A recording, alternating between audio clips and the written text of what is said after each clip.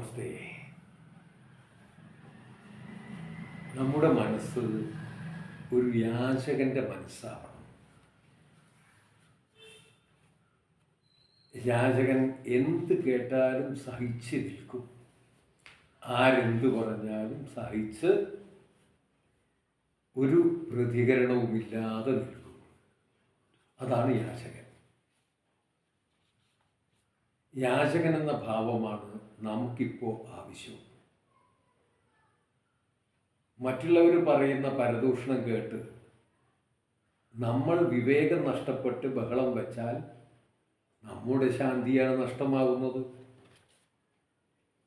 ഈ നിസ്സാര കാര്യത്തിന് കളയാനാണോ നാം ആത്മീയത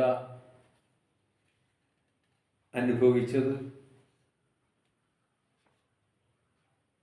അവർ പറയുന്നത് നമ്മൾ ശ്രദ്ധിക്കാതിരുന്നാൽ അവർ പറയുന്നത് അവരിൽ തന്നെ ഇരിക്കും. നമ്മളതിന് വില വെച്ചാലേ അത് നമ്മളിൽ പതിയും. അന്യരുടെ ഒരു വാക്കിലാണോ നമ്മുടെ മനസ്സിരിക്കുന്നത്? അവരെ ആശ്രയിച്ചല്ല നമ്മുടെ ശാന്തിയും സമാധാനവുമെന്ന് നാം തിരിച്ചറിയണം. തീ കൊണ്ട് പുരയും കത്തിക്കാം, ആഹാരവും പാകം ചെയ്യാം. സൂചി കൊണ്ട് കണ്ണും കുത്തിപ്പൊട്ടിക്കാം, തയ്ക്കുകയും ചെയ്യാം. അതിനാൽ ഓരോന്നിൻ്റെയും പ്രയോജനം മനസ്സിലാക്കി അത് പ്രയോഗിക്കണം. അതുപോലെ സത്സംഗം അത് ഒഴിച്ചുകൂടാൻ പറ്റാത്തതാണ്. നമ്മുടെ ജീവിതത്തിൻ്റെ ശരിയായ പ്രയോജനം മനസ്സിലാക്കി അതനുസരിച്ച് ജീവിക്കാൻ പഠിപ്പിക്കുകയും സഹായിക്കുകയും ചെയ്യുന്ന,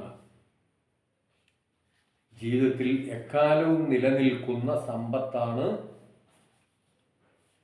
സത്സംഗത്തിലൂടെ നമുക്ക് നേടാൻ കഴിയുന്നത്.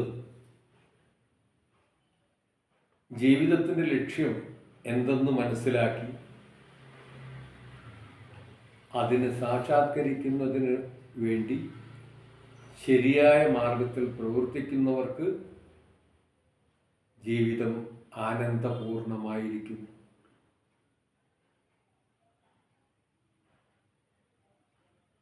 അതിന് സഹായിക്കുന്നതാണ് സത്സംഗം. ആധുനിക കാലഘട്ടത്തിൽ മനുഷ്യർ ഭൗതികമായ സുഖസൗകര്യങ്ങളുടെ പിന്നാലെ നെട്ടോട്ടം ഓടുകയാണ്. സമ്പത്തും പേരും പ്രശസ്തിയുമൊക്കെ നേടിയെടുക്കാനായി വളരെയേറെ പ്രയത്നവും സമയവും അവർ വിനിയോഗിക്കുന്നു. അതിലൂടെ അവർക്ക് പല സുഖസൗകര്യങ്ങളും പ്രാപ്തമാക്കാനാവുന്നു. പക്ഷേ എന്തൊക്കെ നേടിയാലും അവൻ്റെ മനസ്സ് ഒരിക്കലും തൃപ്തമാകുകയോ സ്വസ്ഥത കൈവരിക്കുകയോ ചെയ്യുന്നില്ല. വേണ്ടത് കാണപ്പെടാതെയും സ്വീകരിക്കാതിരിക്കുകയും ചെയ്യുന്നതിലൂടെ മനസ്സിലുണ്ടാകുന്ന ചഞ്ചലതയാണ് ജീവിത ദുഃഖങ്ങൾക്കെല്ലാം നിദാനമായിട്ടിരിക്കുന്നത്. നല്ല ചിന്തകളെ മാത്രം മനസ്സിൽ നിറയ്ക്കുക.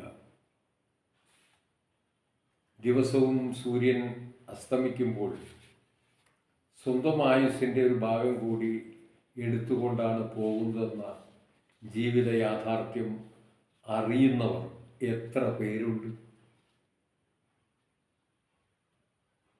ഇതറിയുന്ന ഒരുവൻ നിശ്ചയമായും ഓരോ കർമ്മം ചെയ്യുമ്പോഴും താൻ ചെയ്യുന്നത് സത്കർമ്മമാണോ എന്ന് ഒരു പ്രാവശ്യമെങ്കിലും ചിന്തിച്ചിരിക്കണം.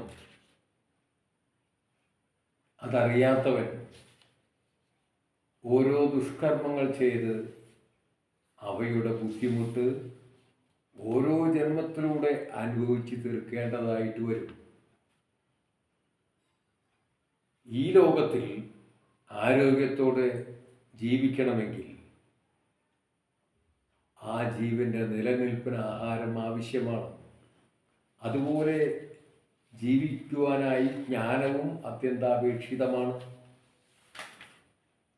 ശരിയായ ജ്ഞാനത്തിലൂടെ ജീവിത യാഥാർത്ഥ്യങ്ങൾ തിരിച്ചറിയുകയും അതിലൂടെ നമുക്കും സമൂഹത്തിനും വഴികാട്ടിയാകാനും മറ്റുള്ളവരെ നേർവഴിക്ക് നയിക്കാനും സ്വയം നേർവഴിയിലൂടെ സഞ്ചരിച്ച് മുക്തി നേടാൻ സാധിക്കണം.